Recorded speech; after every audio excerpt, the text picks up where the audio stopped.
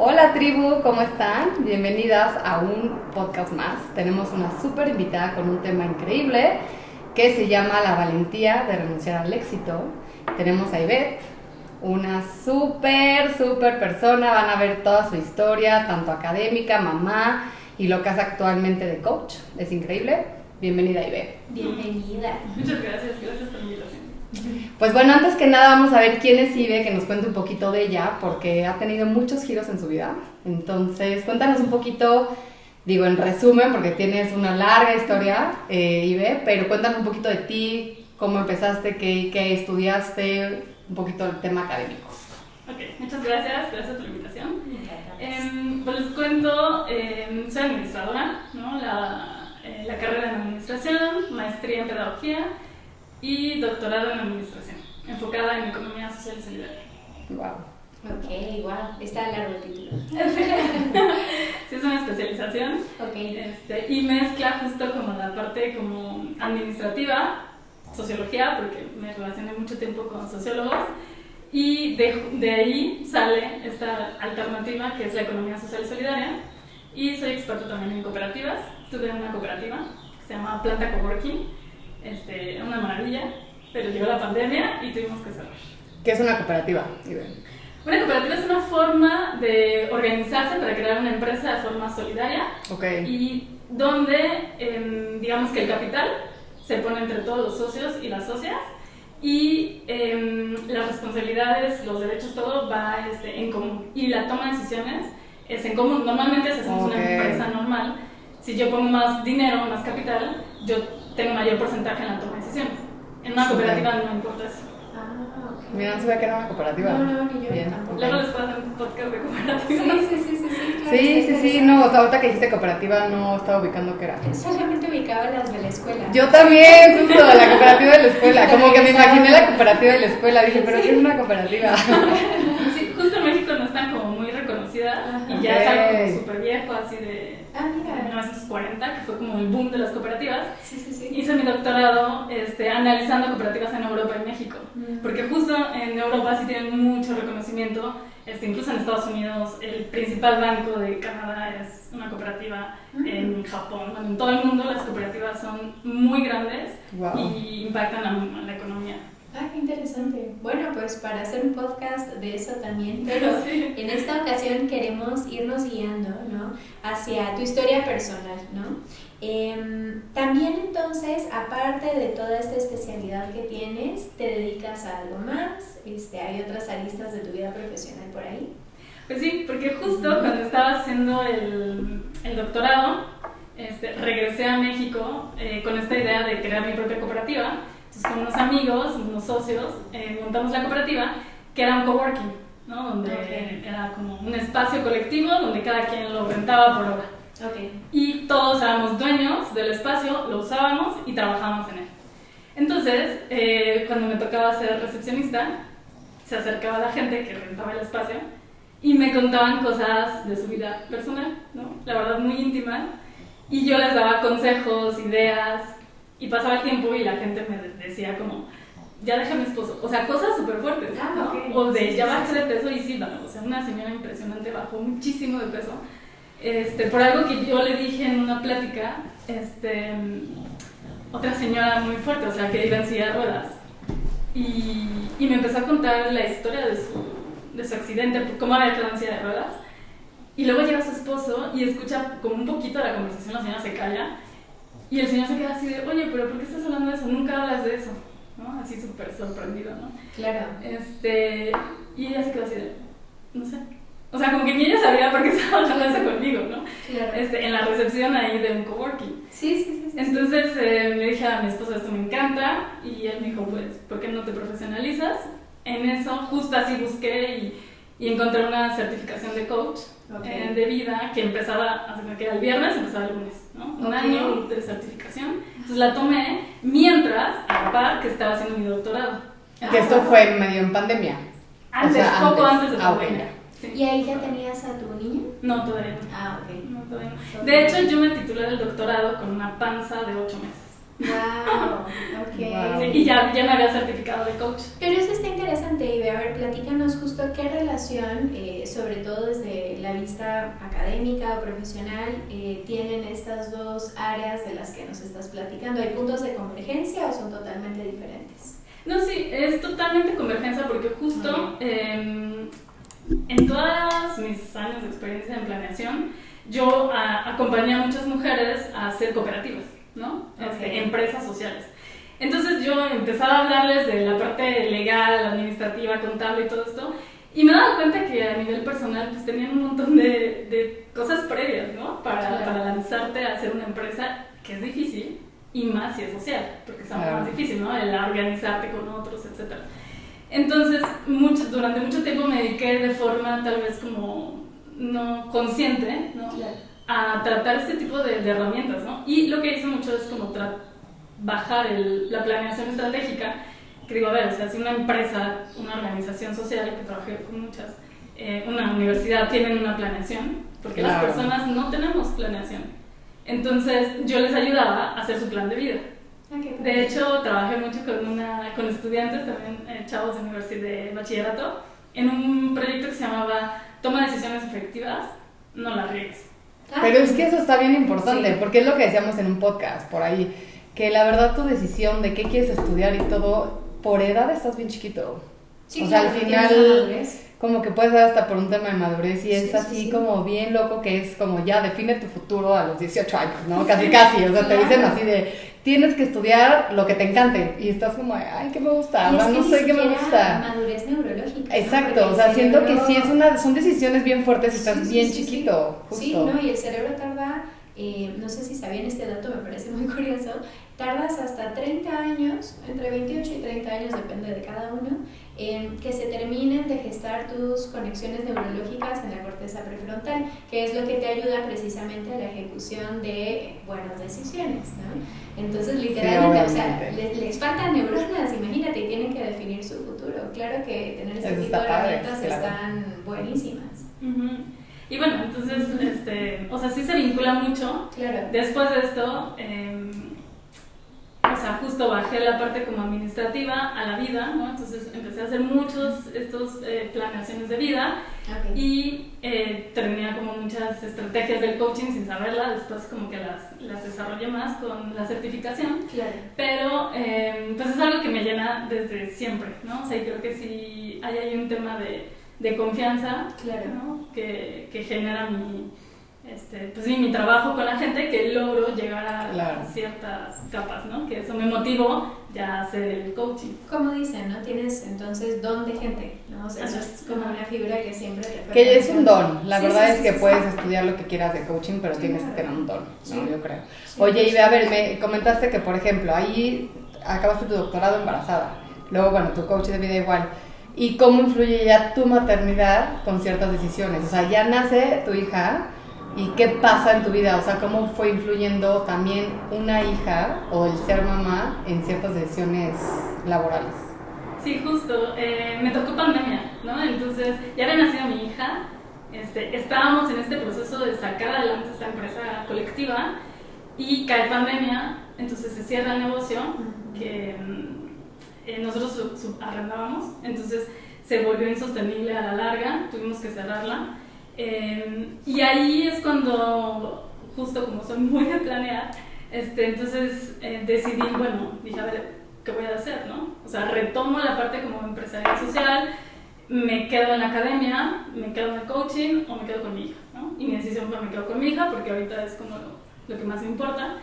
Cuando mi hija cumple 3 años, me vuelvo a hacer esa pregunta, ¿no? Porque yo creo que la planeación es movible, ¿no? O sea, nunca creo que es como ya lo decidí y ya, ¿no? Sino en ese momento dije, creo que es momento de volverme a replantear mis valores y qué quiero hacer, hacia dónde me voy, ¿no? Mi esposo me decía como, pues ya el coaching. Y yo así de, no tengo un doctorado para no ejercerlo, ¿no? Entonces dije, no, elijo la academia. Y me puse a hacer todas las postulaciones que pude. Y fue un año maravilloso porque me quedé en todo. O sea, estuvo muy impresionante porque en noviembre salen los resultados del primer postdoc. Quería hacer una estancia postdoctoral. Entonces, en la primera institución salen en noviembre y me quedé. Entonces, ya feliz porque con que te quedes en una está increíble. En enero salen los resultados del segundo postdoc, donde obviamente te pagaban más. Y pues renuncié al primero y me quedé en el Después sale otra convocatoria de otra institución, postulo, pero ya no como postdoc, sino ya como plaza, como investigadora. Ya, ok. Entonces renuncio a esta para quedarme con la otra. Y justo en ese momento también postulé a otra institución, que ya era como mi objetivo en la vida, el máximo, una de las dos más reconocidas a nivel nacional, y me quedo. Entonces renuncio a la tercera, ¿no? Entonces ahí llevo 3 renuncias. Y me contratan por un año. Fue un año increíble, donde aprendí muchísimo. Yo recuerdo que llegué volando, ¿no? O sea, soñaba de estar en una institución tan prestigiosa. Es el CIDE. Pueden googlear ahí algunos de mis seminarios muy interesantes sobre economía social y solidaria, cuentas satélites. Y se acaba mi contrato por un año. Pero justo los primeros 6 meses creo que fueron increíbles. Entré al Sistema Nacional de Investigadores, el SNI, en el CONACYT, y bueno, fue genial, fue increíble ver mi nombre en esa puerta de esa institución. Claro. Era como, ya, logré el éxito en la vida. Sí. Es una institución a la cual admiro mucho y mando saludos desde aquí. A mis colegas. Pero poco a poco, ¿no? Como una voz dentro de mí decía como, no me siento al 100, ¿no? Eso está interesante, Ibe, porque entonces quiere decir que todas las puertas se te fueron abriendo, ¿no? E ibas tomando eso como una elección, ¿no?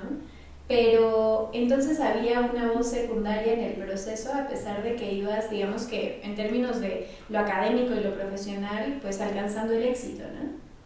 Sí, justo cuando decidí las dos, o sea, si dedicarme a la academia o al coaching, ya viéndolo en retrospectiva, creo que sí me ganó el ego, el qué dirán, ¿no? El yo pensar como qué es más reconocido socialmente, y sobre todo, ¿cómo puede tener un doctorado si no voy a estar en la academia? Okay. O sea, yo tenía esta idea limitante, esta creencia de si tienes doctorado, tienes que estar en la academia. Claro. Obviamente es muy limitante y hay muchas personas que tienen doctorado y que están en la academia. Claro. Sí. Pero para mí era como solo el mundo, ¿no? Como se te cierra. Entonces, Claro. como es esta posibilidad y no, o sea, como para mí era, voy a desperdiciar mis años de estudio, que me costaron muchísimo. Sí.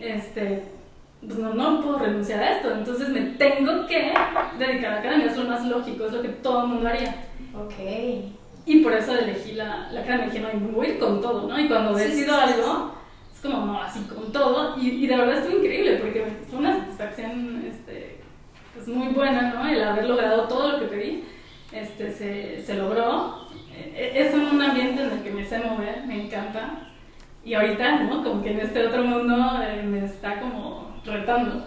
Y antes de llegar a este otro mundo, ¿no? Y retomando lo que decías de la renuncia, estaba pensando que creo que sí hay renuncias buenas y malas en la vida, ¿no? Como si lo pusieras en una balanza. Acá mi pregunta es, entonces, ¿qué te estaba pesando más, ¿no? En cuanto a este discurso interno. Sí, había una voz que me decía como tú no quieres hacer esto realmente, ¿no? Ah, wow. O sea, sí. Pero cambió tu voz por alguna causa, o sea, maternidad, cansancio de lo mismo, ambiente, Pues, algo. Creo que fueron como muchas multicausal, ¿no? O sea, creo que se juntaron muchos elementos, pero sí llegó un momento en el que también tengo 40 años ya. En ese momento, ¿en serio? tengo 40. No, 40, ¿verdad? No hago nada. O sea, en mi mente era también, o sea, traía, desde toda la vida yo dije, voy a tener mínimo 2 hijos, ¿no? O sea, era mi discurso de maternidad, Sí. que es justo así. Aparte del mínimo, ¿no? Sí, Es sí, que un sí. mínimo, Como el sí. mío, porque yo tuve 2 hermanas, somos 3 mujeres, amo a mis hermanas. Entonces, al tener mi primera hija, era como obvio que voy a tener una segunda, ¿no? Okay. En mi mente. Sí. Porque dije, no, ¿cómo no le voy a dar una hermana a mi hija? Si para mí mis hermanas son toda la vida y no me imagino la vida sin ellas. Ok. Pero también estaba una parte, una voz mía muy fuerte que decía como, no, ya no. Ya le di todo lo que tenía que dar a Elena. Inclusive ahí te puedo hacer una pregunta. ¿Pero qué querías tú? Porque estás hablando mucho de el deber ser, ¿no? El cómo no lo voy a hacer, que creo que también iba aplicando para lo académico, ¿no? Sí. Esta rigurosidad que de pronto tenemos en algo que se llama discurso superyoico, ¿no? Este discurso de lo que nos decimos a nosotros mismos, que no es suficiente, que debería de ser de esta manera, que cómo se te ocurre tal cosa, ¿no? Parece que hay un juicio autocrítico fuerte por ahí, ¿no? Sí, ¿no? El hecho de hacer lo que se debe hacer, o sea, soy mucho de lograr lo que se debe hacer. Del deber ser. Del deber ser. Mucho. Ok, y lo que veo que va quedando al margen, entonces es lo que quieres hacer. Sí, sobre todo cuando es tan contrario, ¿no? O sea, se supone que yo había dicho que iba a tener una familia grande y se supone que yo, ¿sabes? Como muchos se suponen, cuando en realidad no, ya no quiero. Y muchos años, y esto, no muchos años, no, sí, muchos años. En el día me decían, ¿quieres otro hijo? Y decía, sí, es que son tan lindos, y ¿no? Y en las noches me preguntaban, o yo sola decía, no quiero otro hijo, no puedo más con otro hijo, no. Claro. Y en el día era otra vez, ay, no, sí, pero sí están bien bonitos y no sé qué. Todos los días, o sea, sí hubo una época de mi vida que era como sí, no. Claro. Entonces, bueno, se juntan estas dos disyuntivas, ¿no? Tanto a nivel profesional como a nivel de maternidad, y decido darme como esta oportunidad de, ok, vamos a ser mamá por segunda vez. Ok. Estando en el CIDE, ¿no? Y ya en retrospectiva, ¿no? Puedo entender que la decisión vino más por otras razones que por la legítima de ser madre, ¿no? O sea, cuando escribo en mi journal, porque en ese tiempo ya tenía mi journal, no lo compartía con nadie, pero yo escribía. Y recuerdo perfecto que escribí, cuando me enteré que estaba embarazada, escribí un párrafo de estoy embarazada, ¿no? Y el siguiente párrafo era de voy a hacer otro journal, pero creo que este está muy pesado y creo que va a ser color verde. Y, o sea, como todas las 2 páginas siguientes eran del journal. O sea, ya un proyecto que luego tuviste desde que te enteras que estabas embarazada. Exacto. ¿No? Y entonces yo cuando me leí, o sea, yo me acuerdo que con mi primera hija, bueno, o sea, la vida era ella. O sea, yo escribía, hablaba, respiraba, estoy embarazada. Claro. Y ahora con no. O sea, y en ese momento no me di cuenta. Sí, para mí no era obvio cuando ya me leo y digo, no, pero es que esta mujer no quería estar embarazada. Entonces pasa, me embarazo, no digo nada en el trabajo, ya estaba por terminarse mi contrato y en la semana 4 tuve una pérdida gestacional. Entonces fue muy duro, ¿no? Porque fueron dos emociones encontradas. Claro, justo. La culpa, una culpa enorme, ¿no? Y porque decía, es que una parte de mí no quería. Sí, como el que decías no lo quería, pero al mismo tiempo sí, y como... Y yo hice ejercicio, además me acuerdo que en esos días hice mucho ejercicio y decía, es que yo lo provoqué por haber hecho ejercicio. Pero es que justo ahí está, ¿no? El hecho es que no tenías la idea o el deseo tan fuerte de maternar, pero lo que voy a decirte lo digo con contexto. Tú no lo abortaste, es decir, fisiológicamente sí hubo un proceso, pero tú no abortaste la idea de la maternidad, ¿no? Solo sucedió, pero entiendo que por ahí se anudó mucho la culpa. Sí, hubo un momento en el que me sentí muy culpable por haber hecho ejercicio y que yo lo provoqué. Cuando no soy una mujer que siempre hace ejercicio, claro. Entonces no hice nada más de lo que hago normalmente, ¿no? Claro. No, y se entiende, creo yo que no hay que tampoco justificarlo, o sea, así son las pérdidas cuando suceden a nivel fisiológico, y creo que es ese vestigio de culpa, ¿no?, que nos puede quedar a las mujeres, que nos empuja a seguirnos justificando. Pero el tema es ese, ¿no?, que ese discurso de lo social que de pronto es tan aplastante, ¿no?, nos orilla